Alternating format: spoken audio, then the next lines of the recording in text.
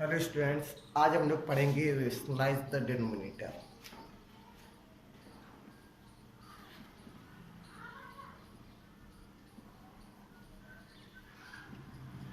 कि आपका जो डिनोमिनेटर है उसे किस तरह से रेशनलाइज करें। देखिए, इस चैप्टर में मेनली आज हम लोग दो टॉपिक को डिस्कशन करेंगे।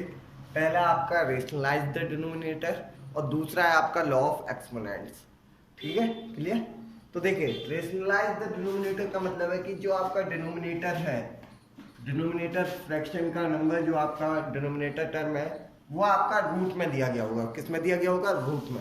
और उसे आपको क्या करना है? रूट से हटाना है। रेशनलाइज का मतलब यही है। फॉर एग्जाम्पल से समझते हैं कि मान लीजिए 1/√2 दिया गया है, ठीक है, और इसमें आपको कहेगा रेशनलाइज द डिनोमिनेटर। डिनोमिनेटर को क्या करना है? रेशनलाइज करना है। तो देखिए, इसमें आपके दो तरीके से आएंगे क्वेश्चन। एक जो होगा जिसमें क्या है कि डिनोमिनेटर में केवल वन टर्म है, और यहीं पर हम दूसरा एग्जाम्पल लेते हैं। दोनों एग्जाम्पल से समझने का प्रयास करते हैं। दूसरा एग्जाम्पल ले रहे हैं, मान लीजिए, क्लियर। जरूरी नहीं है, आपका ये भी लिख सकता है 2+√3, ठीक है। मीन्स आपका एक नंबर क्या है? एक नंबर आपको दिया गया है सिंपल, जिसमें डिनोमिनेटर में एक टर्म है और दूसरा जो है उसमें डिनोमिनेटर में दो टर्म है। क्लियर। देखिए, जब भी सिंपल होगा मीन्स वन टर्म होगा, आप हमेशा याद रखिएगा जो नंबर रूट में दिया गया उस नंबर से आप इसको मल्टीप्लाई करते हैं। फ्रैक्शन में सेम नंबर से मल्टीप्लाई करते हैं, कोई डिफरेंस नहीं आता। जब √2 का 1 में मल्टीप्लाई होगा √2 हो जाएगा, और नीचे जो होगा वो आएगा ये, और ये इसका आंसर होगा। आपसे कह रहा था आपको रेशनलाइज करना था डिनोमिनेटर को, बेस डिनोमिनेटर से रूट को हटाना था। आपने क्या किया? √2 जो नंबर था उससे मल्टीप्लाई किया, जो आंसर आया, बस डिनोमिनेटर आपका रेशनलाइज हो गया। इस तरह के क्वेश्चन जब भी दो टर्म होंगे तो हम बीच में साइन देखते हैं, उनके बीच में साइन किसका है। अगर यहाँ प्लस का साइन है, अगर प्लस का साइन है तो हम मल्टीप्लाई करेंगे माइनस से, और अगर माइनस का साइन है तो हम मल्टीप्लाई करेंगे प्लस से। मीन्स देखिए, आपका ये नंबर लिखा है, क्लियर। यहां हमने देखा प्लस का साइन है, सेम नंबर जो आपका है बस हम माइनस लगा के क्या कर देंगे? उसमें मल्टीप्लाई कर देंगे। क्लियर। अगर यहाँ प्लस का साइन है तो डिनोमिनेटर में माइनस लगा के ऊपर नीचे मल्टीप्लाई, और अगर माइनस का साइन है तो प्लस लगा के मल्टीप्लाई।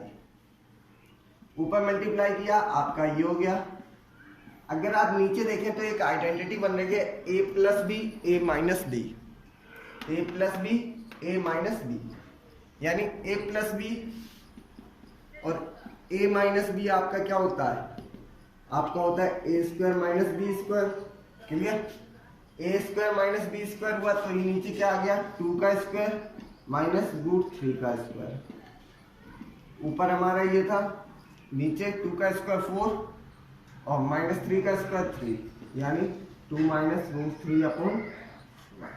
कुछ लोगों को यहाँ डाउट होता है कि ऊपर तो सर 1 था तो ये 2 - √3 कैसे आया।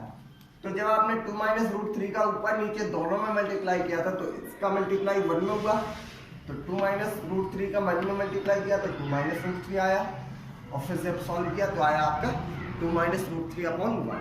यहाँ आपने देखा कि जो डिनोमिनेटर में आपका रियल नंबर थे, मीन्स रूट में दिए गए थे, वो नंबर आपके क्या हो गए? रेशनलाइज हो गए। चलिए कुछ और एग्जाम्पल से समझने का प्रयास कर रहे हैं। एक एग्जाम्पल और लेते हैं, 1/√7 - √6। 1/√7 - √6 का मतलब क्या हो गया? आप देखें, अगर आप इसे देखें तो हमने देखा नीचे √7 है, √6 है, यानी हमने देखा बीच में साइन माइनस का था, यानी हम क्या करेंगे? आप प्लस के साइन से ऊपर नीचे मल्टीप्लाई कर देंगे।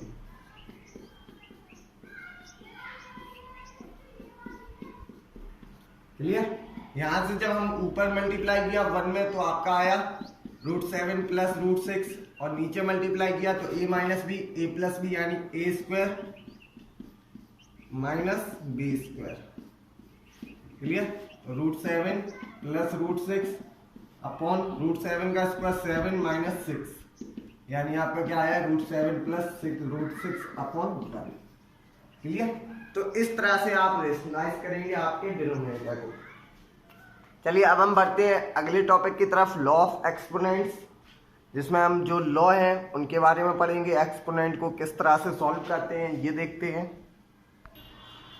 देखिए लॉ ऑफ एक्सपोनेंट में आप अपनी प्रीवियस क्लास में भी पढ़ चुके हैं।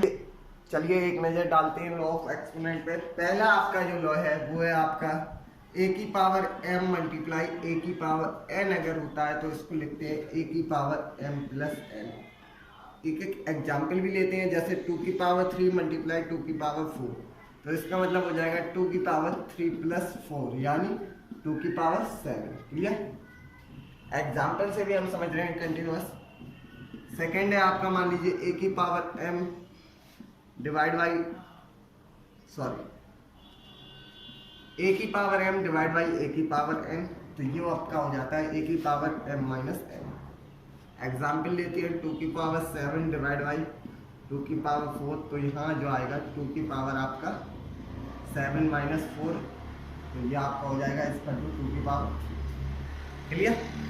थर्ड है आपका ए की पावर m की पावर n, तो इसका 2 हो जाता है ए की पावर m मल्टीप्लाई n। अगर पावर पे पावर आ जाए 2 की पावर 3 की पावर मान लीजिए 6, तो ये हो जाएगा 2 की पावर 3 इंटू 6 यानी 2 की पावर 80। क्लियर।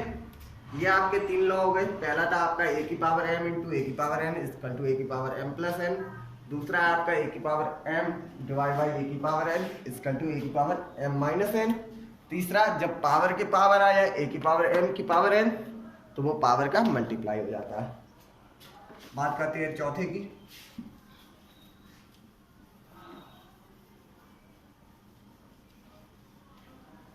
देखिए किसी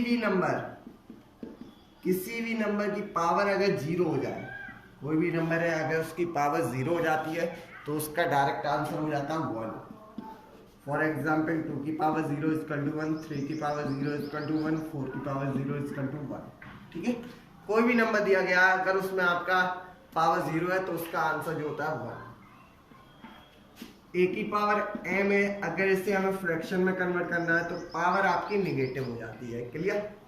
अगर ए की पावर m है, इसे फ्रैक्शन में रिप्रेजेंट करना है तो पावर निगेटिव हो जाती है। या फिर अगर आपको पावर निगेटिव दी गई है तो वो आंसर हो जाएगा ए की पावर m। क्लियर।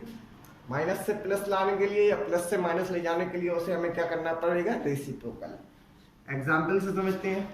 2 की पावर 3 दिया गया था तो इसे लिख सकते हैं 1/2 की पावर माइनस 3, और अगर यही 2 की पावर माइनस 4 है तो इसे लिख सकते हैं 1/2 की पावर प्लस की 4। क्लियर। तो पावर को अगर प्लस करना है या माइनस करना है तो नंबर जो दिया गया उसका आपका क्या हो जाता है, रेसिप्रोकल। रेसिप्रोकल करने पर पावर आपकी नेगेटिव और पॉजिटिव हो जाती है। चलिए आगे बढ़ते हैं अगले रूल की तरफ। देखिए अगर नंबर सेम है और बीच में साइन मल्टीप्लाई का है, अगर नंबर सेम है बीच में साइन मल्टीप्लाई का है तो आपने पढ़ा था कि पावर प्लस हो जाती है।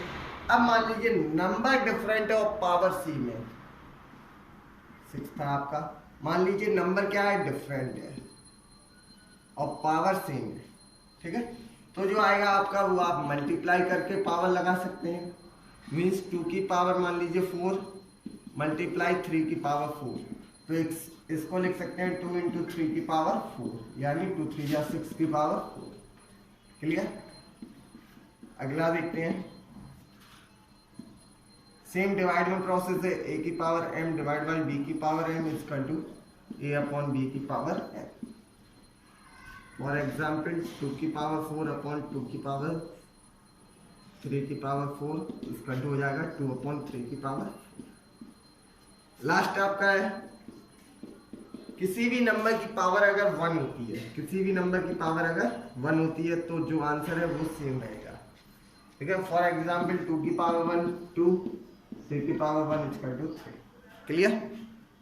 इस तरह से जो आपका फर्स्ट चैप्टर है वो कंप्लीट होता है। इसमें यही 2 टॉपिक बचे थे। आप लोग एक्सरसाइज कीजिए, कोई भी डाउट हो तो आप उसे कमेंट कर सकते हैं। आज के लिए इतना ही, अगली क्लास में मिलेंगे चैप्टर 2 के साथ। Thank you.